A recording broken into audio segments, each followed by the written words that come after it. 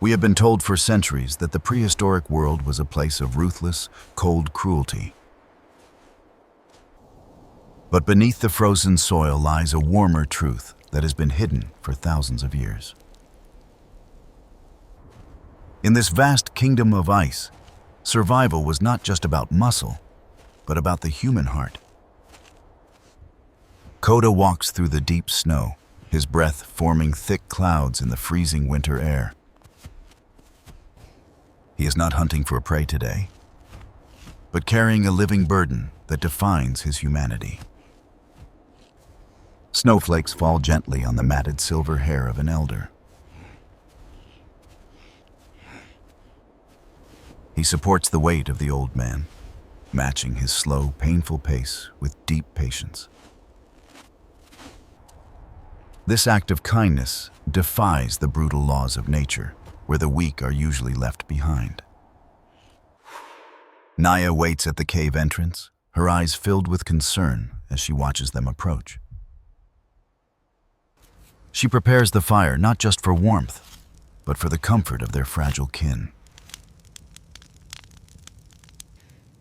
Warm firelight dances softly across her weathered, anxious face.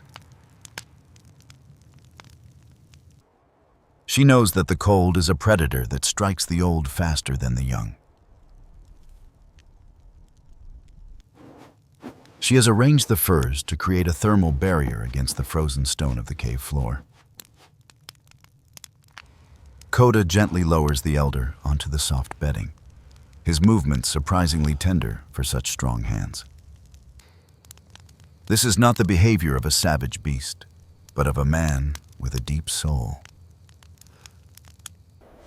Rough, calloused hands, gently tucking warm fur around shivering shoulders.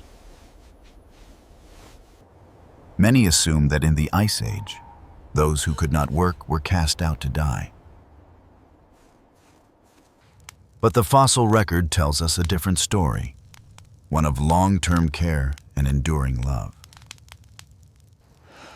We find skeletons of the elderly who lived for years despite being unable to hunt or gather. This proves that their value to the tribe was not measured in meat, but in wisdom. Ancient cloudy eyes looking up with deep gratitude and peace. Koda sits beside the old man, offering him his own share of the food he hunted. Naya crushes the tough meat into a soft paste, acting as the teeth the elder has lost. This simple act of pre-chewing food requires a level of empathy that bridges the gap of time. They understood instinctively that a tribe is only as strong as how it treats its weakest members. Shadows of the family flicker against the soot-stained cave walls. It was a life of extreme hardship, where every calorie was precious and every winter was deadly. Yet they chose to share what little they had, ensuring the survival of their history and blood. This compassion was not a weakness, but the very evolutionary trait that allowed them to survive together. But caregiving in this harsh world required more than just food and warmth. It required real medicine. For within the bones of the ancient dead, we find evidence of suffering that demanded extraordinary skill. Archaeologists found a skeleton in France that changed everything we thought we knew about their compassion. This ancient man, known as the Old Man of La Chapelle, lived to a remarkable age. His bones tell a story of immense suffering, crippled by severe arthritis that deformed his spine. Biologically, he should have died alone in the snow, unable to hunt or even walk. Gnarled, arthritic hands resting peacefully on warm furs. But Koda does not see a burden. He sees the father who once taught him everything. He becomes the old man's legs, supporting his weight when the pain becomes too great to bear. The most shocking discovery was his jaw, which had lost every single tooth long before death. In the wild, tooth loss is a death sentence, making it impossible to chew raw meat. Soft firelight illuminating a toothless, peaceful, ancient mouth. Yet he survived for years, proving that someone like Naya processed his food with loving care. She pounds the dried meat into a powder, mixing it with animal fat to make it soft. This required daily dedication, a constant sacrifice of time and energy in a world of scarcity. It challenges the modern idea that ancient life was solitary, nasty, brutish, and incredibly short.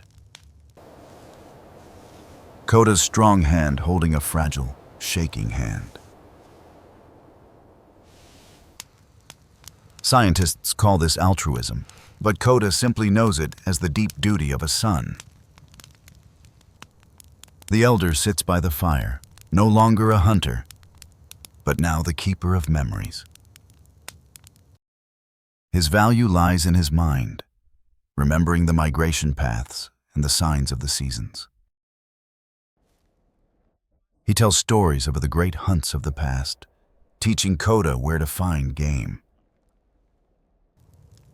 Shadows of hand gestures dancing on the rock wall.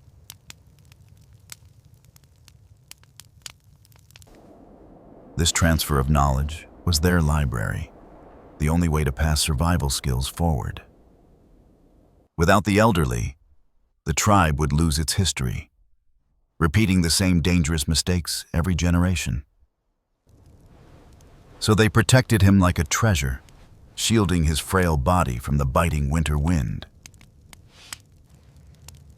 Even when food ran low, Koda ensured the old man ate before he took a bite.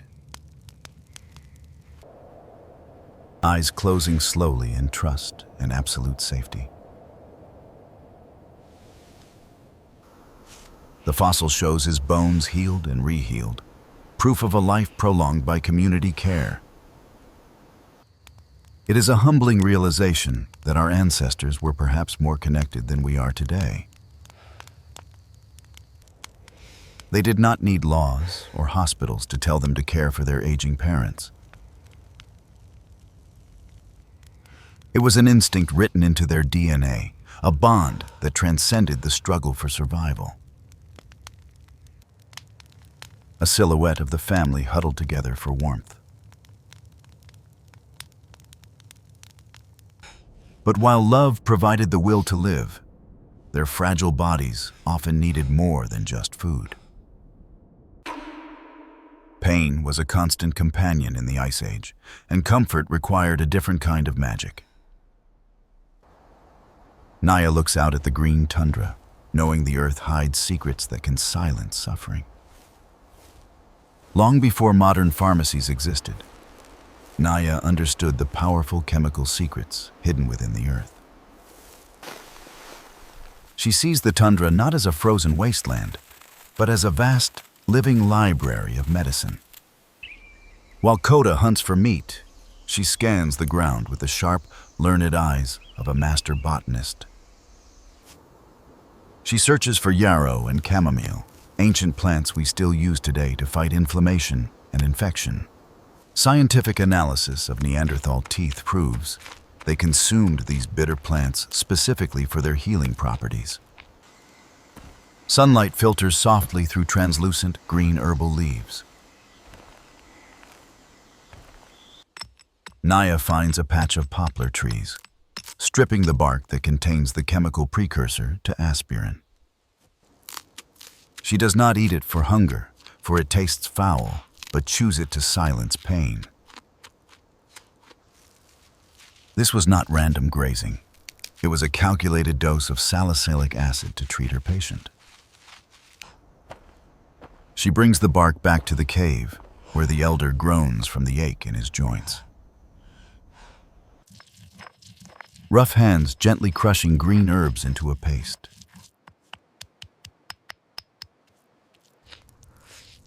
She chews the herbs into a poultice, using her own saliva to activate the enzymes within the plant. She applies the green mixture to his swollen knees, sealing it against the invisible spirits of pain. This knowledge was learned through centuries of careful observation and passed down from mother to daughter. She watches the animals, seeing what they eat when sick, and applies that wisdom to her kin. Green paste being applied to weathered, aching skin. It is a dangerous world where a simple infection can kill.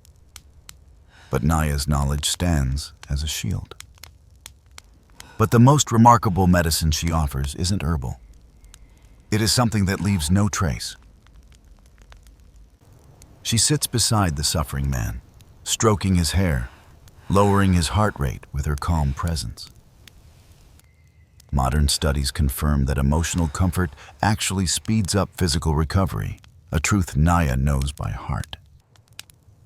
Firelight glows warmly on their connected, resting hands. She stays awake while he sleeps, monitoring his breathing, ensuring the fever does not take him away. Her role is not passive.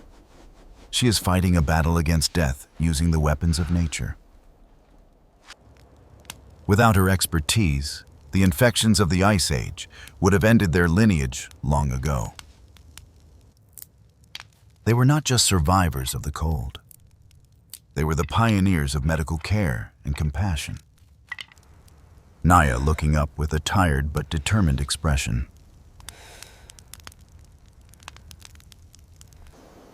She understands that health is the foundation of the tribe, the invisible thread that holds them together. Her pharmacy is the earth itself, free for those who know how to listen to its whispers.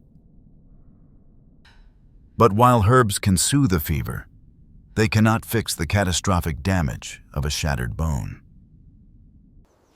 Fixing the structural ruin of a broken limb requires a different kind of ancient engineering. In the brutal arithmetic of the wild, a broken bone should logically equal a death sentence. For any solitary predator, the inability to move means starvation or becoming prey within days. But Koda survives a catastrophic fall not because of luck, but because of prehistoric engineering. Deep in the limestone caves, a medical procedure is underway that rivals modern emergency care. Koda lies in agony, his femur fractured, a devastating injury that threatens to end his life. Naya understands that for the bone to knit, the chaotic fragments must be forced back into order. Sweat beads on Koda's forehead, illuminated by the flickering fire. She exerts traction on the limb, a brutal but necessary mechanics to align the structural column.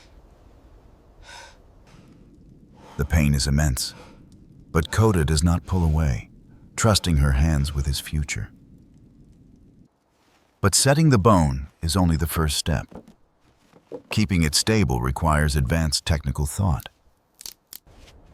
Naya crafts a splint using stiff raw leather and straight branches, creating an external skeleton. Rough hands tightening leather straps around a wooden brace. This is not random improvisation. It is a calculated application of compression and rigid support. She binds the leg tight enough to immobilize the fracture, but loose enough to allow blood flow. Now begins the hardest phase of survival. The immense metabolic cost of healing a major bone. Koda's body demands triple the calories to rebuild bone tissue, yet he cannot hunt a single calorie. This is where the true strength of the tribe reveals itself, defying the laws of selfishness. Others in the group take on his burden, hunting extra meat to fuel his hungry recovery. He needs healing. They bring him the most nutrient-dense organs, prioritizing the invalid over their own empty stomachs. Koda chewing slowly, looking up with deep gratitude and relief. Weeks turn into months, and the cave becomes a hospital ward of patience and unwavering care. Naya massages the atrophied muscles around the injury, stimulating blood flow to speed up the knitting. She keeps the fire burning high near him, for cold is the enemy of healing flesh. Fossil records from Shanidar show Neanderthals surviving massive trauma that would hospitalize a modern human today. We see bones that have broken and healed, proving they lived for years after terrible accidents. This tells us they valued the individual life far beyond its immediate economic utility to the tribe. A healed scar on a leg, strong and straight. Finally, the day comes when the engineering holds, and the bone is strong enough to bear weight. Koda stands, shaky but whole, a living testament to their medical skill and social bond. He walks back into the light, not as a cripple, but as a survivor of the ice. But while the body can be fixed with skill, the bond of the tribe faces a darker test. For even with their strength and medicine, there are some hungers that no amount of hunting can satisfy. In the unforgiving math of the tundra, every extra mouth to feed is a liability. Keeping a non-productive elder alive seems like a dangerous gamble with the tribe's limited resources. Yet Koda shares his hard-won kill not out of pity, but out of absolute necessity. For in a world without writing, the elderly were the living libraries of the earth.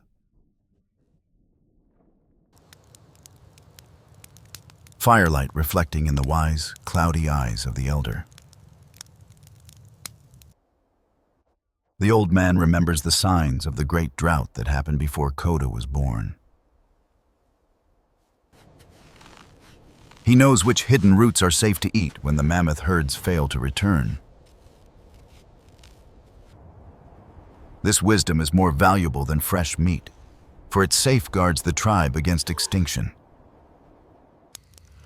Koda listens intently as the elder speaks, absorbing the mental map of their frozen world. This transfer of knowledge is the invisible wealth that allows the clan to survive disasters. Hands gesturing shapes of animals in the smoky air. We often imagine prehistoric life as a constant, violent battle for dominance among savage men. But the archaeological evidence points to a society built on deep cooperation and shared burden. Food was not hoarded by the strong, but divided equally to ensure everyone stayed strong. The survival of the group always superseded the selfish desires of the individual hunter. When Naya tends to the sick, she is strengthening the social fabric that holds them. A circle of faces eating together in the warm glow. Caring for the vulnerable was not a drain on resources, but an investment in unity. It taught the younger generation that they, too, would be cared for when they aged. This promise of future care reduced anxiety and fostered a culture of trust and loyalty. In a landscape where death waits in every shadow, trust is the ultimate survival tool. The fossil of the old man of La Chapelle is proof of this economic compassion. A toothless skull resting gently in the museum dirt. He could not chew, hunt, or gather, yet he was fed by others for years. This implies a level of emotional sophistication that rivals our own modern concepts of family. They did not view people as disposable tools, but as irreplaceable parts of their soul. Koda looks at the elder and sees his past, his future, and his duty combined. This web of support allowed them to endure climate shifts that would break solitary creatures. They thrived for hundreds of thousands of years because they knew how to love. Naya resting her head on Koda's strong shoulder.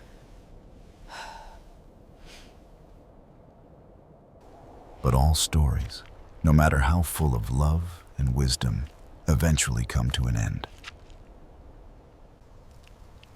The ice is melting, and a new world is coming that will test their bond.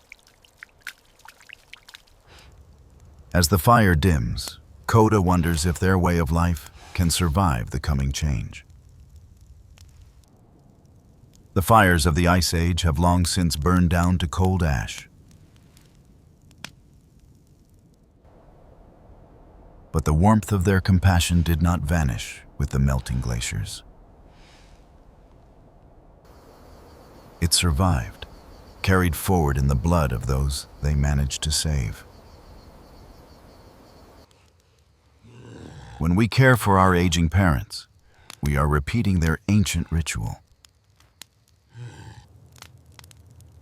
This instinct to protect the vulnerable is the most human thing we possess. A modern hand gently touching an ancient handprint on a cave wall. It was forged in the freezing dark by people like Koda and Naya.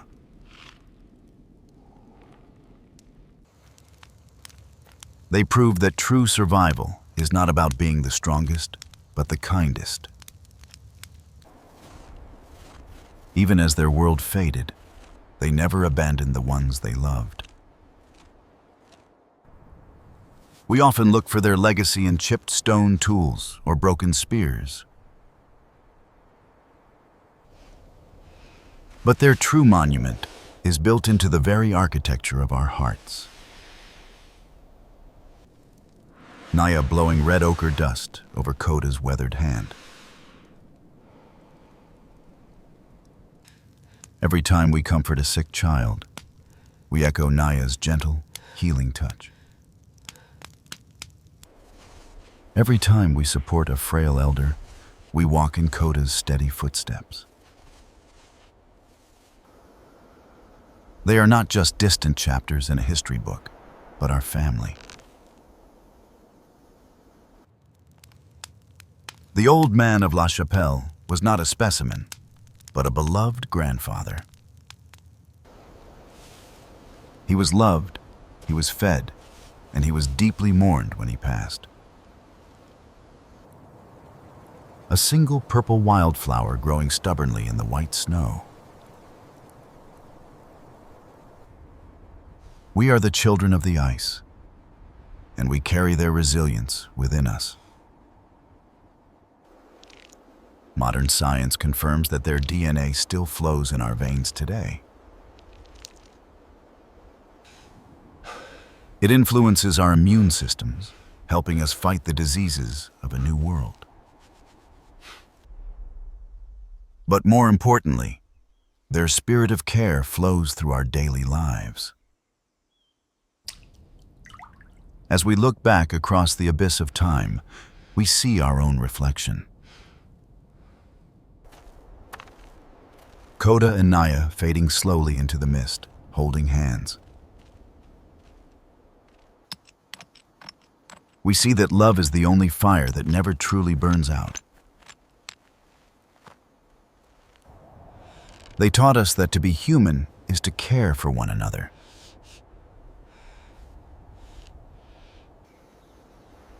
In a world that is often cold, their memory reminds us to be kind.